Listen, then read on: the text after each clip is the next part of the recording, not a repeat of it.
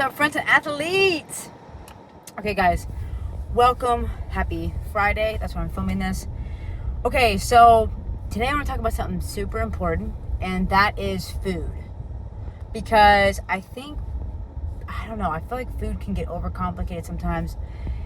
It can feel super intimidating for people, and I'm going to specifically speak from my own story of, I would say, like emotionally eating, where like my food, I didn't see food as a source of fuel, rather, I guess in a way, like an escape.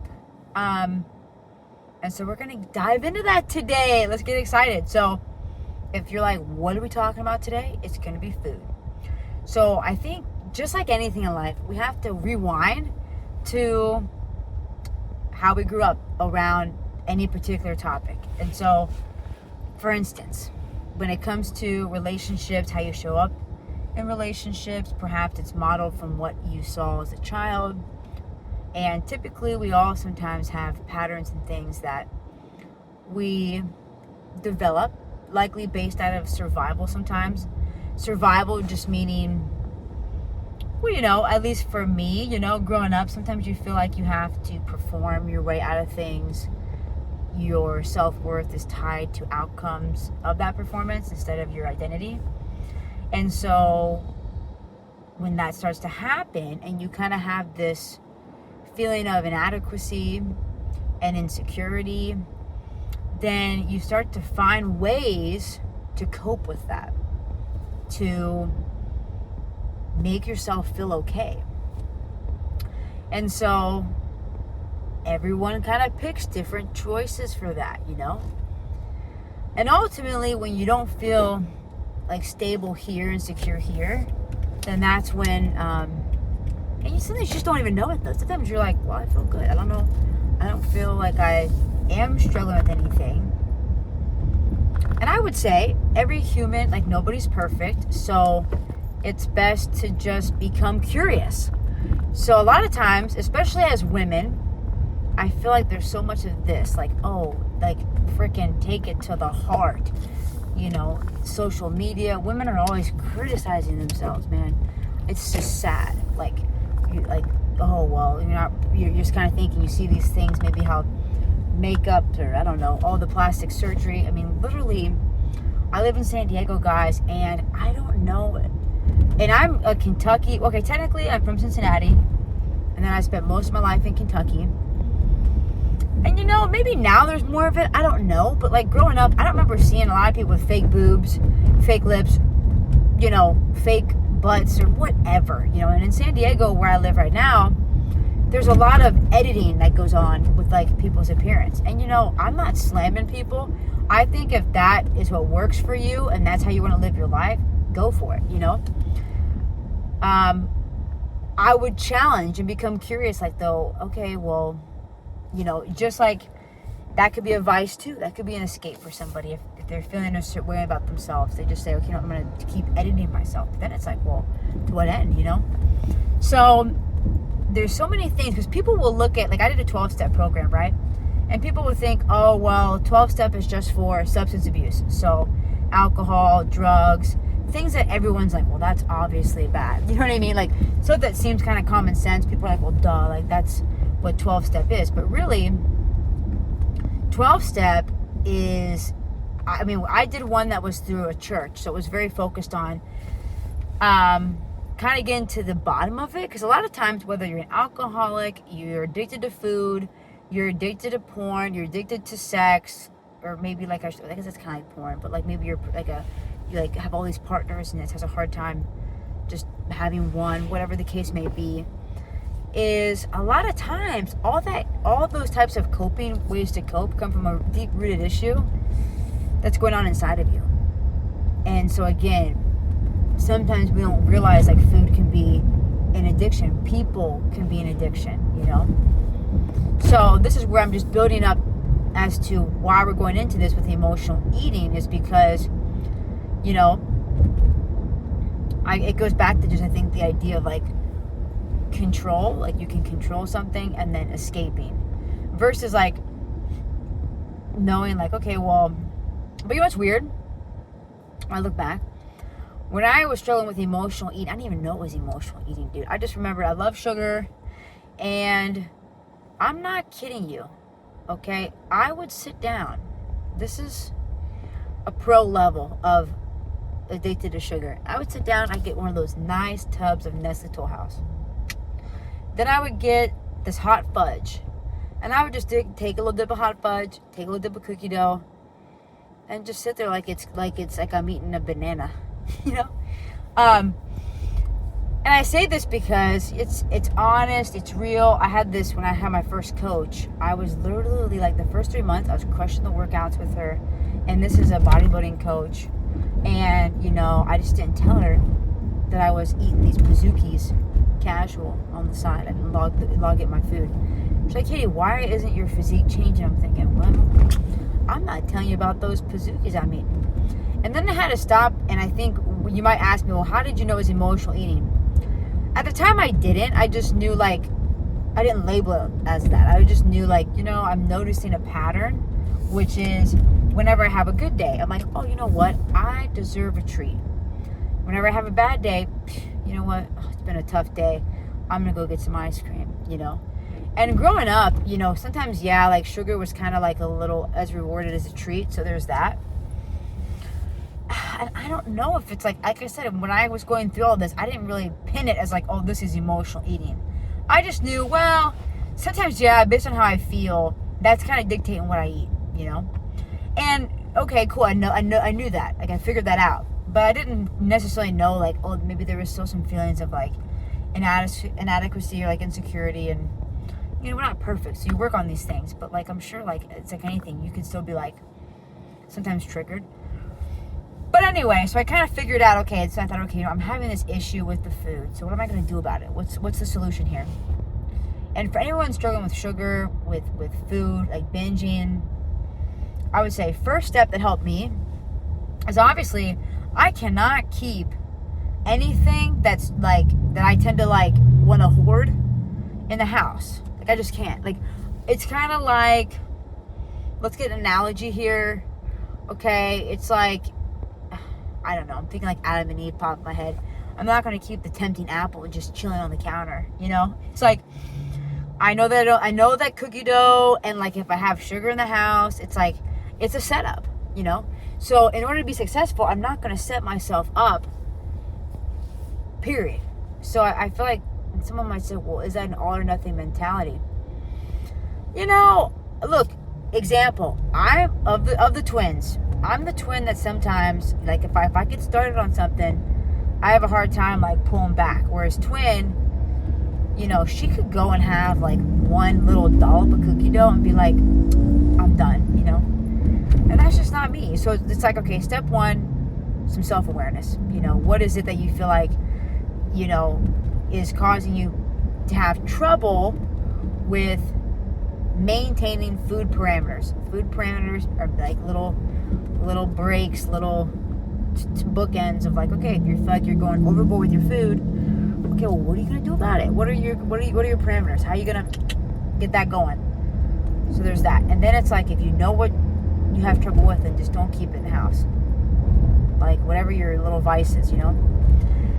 And so that was the first step that I was like, okay, I can't buy any more cookie dough, because I instead, what I allow myself to, I still do this to this day, is I don't buy that stuff. I don't have it in the house. But then if I want to like go out and have an ice cream, right, go get a cookie, like I will. And I don't feel like, oh, I'm not going to binge on that because I buy it. They gave me a particular amount. I can't just like, that's it. I don't let myself go buy more. It's like, that's it. So that was the step one. Step two was, okay, well then what do you do when it's out of the house and you have a craving? What the hell is the solution then? So for me, what was helpful, my coach, she talked about how she had like a little, like, I think she would have a little piece of like candy each day. Candy doesn't really do it for me. I say that, but then I'm going to tell you about chocolate. So I guess that's like contradictory, but I don't care about candy. I guess chocolate could be considered, I guess, yes, a candy. But I'm just saying, I'll get like dark chocolate. I'll get a bitter dark chocolate, like 70% and up, to where like, you know, oh, my car is doing this thing. So something's wrong with my car. When I'm going to go to accelerate and it shifts gears, and I have trouble sometimes kicking into the next gear. And then I'm like cruising on this 40 miles an hour piece, everybody. If it's like faster. I can't go any faster. Anyway. So, back to the chocolate. So basically, I'll get these little squares of dark chocolate. So I'll tell myself, okay, well, I'll get something that's kind of sweet, but it's not something I'm gonna like binge on, because dark dark chocolate can be kind of bitter. I'm not gonna like binge on that. So I'll get a little cube of that. I like to have tea. I don't do caffeine, but I'll do like some herbal tea with a little bit of that. And here's a fun fact: if you really struggle with a lot of man, I need more sugar. Well, obviously, sugar's like cocaine. They say that in the brain. They like how you get addicted to cocaine. It's the same thing with sugar. So it's very addictive. And what was I gonna say about that? Basically, I was just gonna say how when something's like, it can be super addictive, sugar in general. So you want to keep, once you eat something, it's like you want to keep getting more and more and more. So that's why if I'm gonna have a snack, I'm just gonna have something like that. It's bitter like dark chocolate, but I can't like go binge on. Okay, there's that. So the dark chocolate and tea is kind of like my trick. Now, when I'm like really like, man, I'm out of whack, I'm really craving a lot of sugar. Sometimes, again, if you're not feeding the sugar dragon and you're still getting cravings of sugar, because I think you obviously, if you have sugar cravings, like this could be the problem too, is you're low in magnesium, and perhaps your other vitamins and minerals are off, but magnesium is a big thing.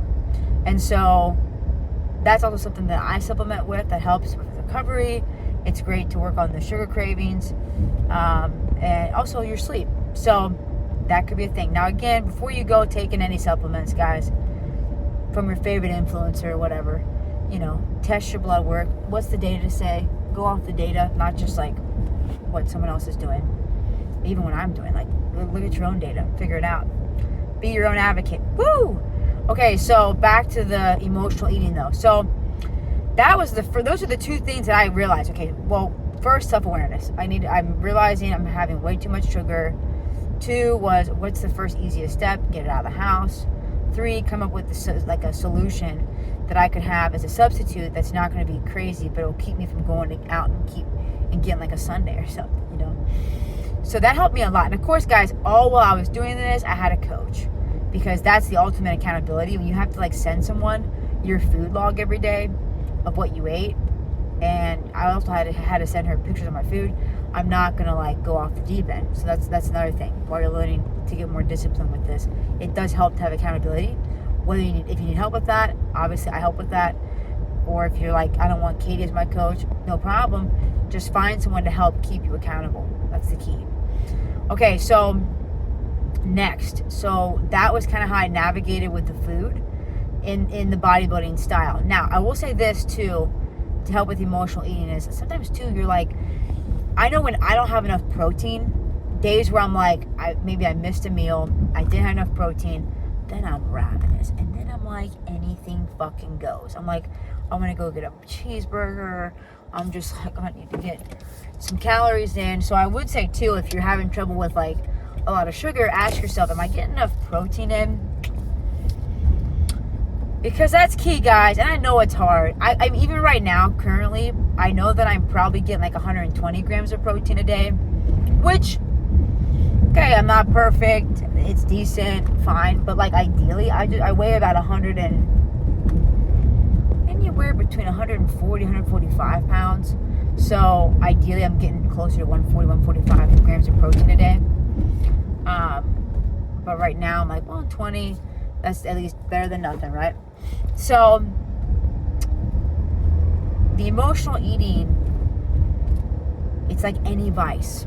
Whether it is you're addicted to people, you're addicted to chaos, you're addicted to Instagram, you're addicted to substance abuse, you're addicted to, you name it, okay? Everybody has a pattern. And ultimately, you have to just decide, okay, you know what? I'm tired of escaping. I'm not going to escape through food. I'm not going to escape through whatever your vice is. It's like, I'm going to figure out, why do I reach for this? And that's what's cool, guys. This curiosity piece of like, open your curiosity door. It's like a whole new world. Like, you start to learn more about yourself. And really, when you think about life, like, that's what we're here to do. I think it's like the biggest game and project of like getting to know yourself, becoming more self-aware, growing as a human being, And in that whole process, you're curious. You're not coming at this from like a, you know, self-hate perspective. You're coming at from curious what could happen. Just like maybe you're curious about, you know, who your future spouse may be. You're curious about what your job opportunity, your business opportunity could lead to. So get that kind of excitement going for looking within yourself. Because a lot of times it's easier just like, oh yeah, I want a better life. I want to look more fit. I want to have more money in the bank. But then as soon as you got to actually look at yourself and face yourself and your patterns and the stuff you actually struggle with, everybody's like, nope, I don't want to look at that. I'm going to just escape over here and distract myself. So don't be one of those people. Your life is too short, guys. And I really believe that people don't realize how strong they could be and how amazing their life could be if they just decide to do the hard work and look within, you know, and just go do it, because you deserve the best, you know. I keep saying, you know, but it's true. I'm just like telling you. It's facts, as they say. So that's the message for today. When it comes to food, there's some easy basic steps you can take. And then I would also say this. Then when it comes to like long-term food planning, if you're like, okay, how do I optimize my nutrition? 2 options for that. One, you either decide I'm going to meal prep my food. So I'm taking the time out of my schedule to make healthy food, to go grocery shopping, make the food, have a meal plan, and that's it. Or option 2, you know, if you want to save time, then you're going to spend a little more money and get meal prep options. And that's what I do. I've done both. Right now, with the amount of time that I have invested in other things, my business, clients, I also see people in person. So my time is best spent if I just go ahead and pay the extra money to have all my meals prepped and ready. I don't have to think about it. Open the fridge, take it out, heat it up, good to go. Again, you got to decide which one are you going to be. They both have their own hard. You pay a little bit more money here. That's the hard part there. You know, if you're like, oh, I got to heat up food. It's not fresh. Whatever, dude. Like, okay, that's the con. Over here, it's going to be a time suck. If you're like, okay, I have to go get the groceries myself. I have to prep the food. Fine. Take that route too. It's a little cheaper. But then the con would be it's more of a time suck. So you got to pick. And that's really how food can be so simplified, is know your patterns with food and then figure out how you're going to work with your pattern, become curious about it, and help heal that pattern with food. And then pick which system you're going to use for food. You're going to meal prep it, or you're just going to go buy meals, stuff already made, you know? That system alone right there is already going to cut so much crap out and really help you with your food and being successful to have food freedom. And then the third piece with those other, we got the 2 here, is for me, I believe in macros. I've always have, because that's what actually changed my body. I worked out 6 days a week, but the macros were the key in understanding food. What's food made up of? What's a protein? What's a carb? What's a fat? What are macronutrients, micronutrients? And that's really helped sculpt my body in conjunction with having a structured training plan that built upon itself week to week. So those are the big 3 when it comes to healing your mindset with food, becoming successful with food, and making a decision to move and improve your own patterns and habits with food. So, to sum what we talk about today, guys. So it's good to recap. What's the take-home message? All right, let's map it out. Take-home message is 1, we have to figure out what's going on within when it comes to food. And then when you do figure out what that is, so for me, again, it was like I'm kind of emotionally eating. I'm kind of binging here, and I don't know why. Okay, cool. Then I figure out, well, what's the solution to that? Okay, I'm going to get out anything that's tempting me in the house. I'm not going to have it in the home. And then I'm going to find little substitutes that I can stay on the warpath. That's 1. 2, then come up with a system for your food. Are you going to meal prep? Are you going to buy meals out? Decide. They both have pros and cons. And then lastly, 3 is I really do believe in macros. I think that that's the fastest way to improve your physique, because you can eat clean and say, oh yeah, like I'm eating clean. I'm not saying that doesn't work, but you're going to get more bang for your buck when it comes to your time and what energy you're putting in when it comes to prepping your food, time in the gym. If you just go the macro route to understand what's going on in food. Now, that doesn't mean, guys, you track forever. So, like, for me, like, right now, I don't track, like, anything. I just, like, when I'm in a show prep, I've tracked religiously. So I get really good at knowing this is about 6 ounces, this is 4 ounces of food, that's about this much protein. And so now I can intuitively eat. So your goal will be, after you do the macros, you do a cutting phase to get leaned out. And then you go into a reverse dieting phase where you kind of build your calories back up to maintenance. And then after maintenance, you know what that looks like. You feel good in your body. You like how you're performing in the gym. Then you go into intuitive eating. So that's what I help my athletes with, my clients with, is learning that process that we talked about from 1, 2, 3, and then getting yourself leaned out, back up to maintenance, and then maintain without tracking. That's the goal. So again, if you're like, man, that sounds pretty cool, I need help with that, I got you. I'm on Instagram at Katie Tomaso. Follow me, subscribe to the channel. If you just want to reach out and ask a question, please do. I'd love to help in any way that I can. And remember, food is easy. It's simple. You can use food as your superpower, just to really leverage it for you, and it's not hard. It really isn't. Don't overcomplicate it. Okay, guys, have a great day. Thanks for being here.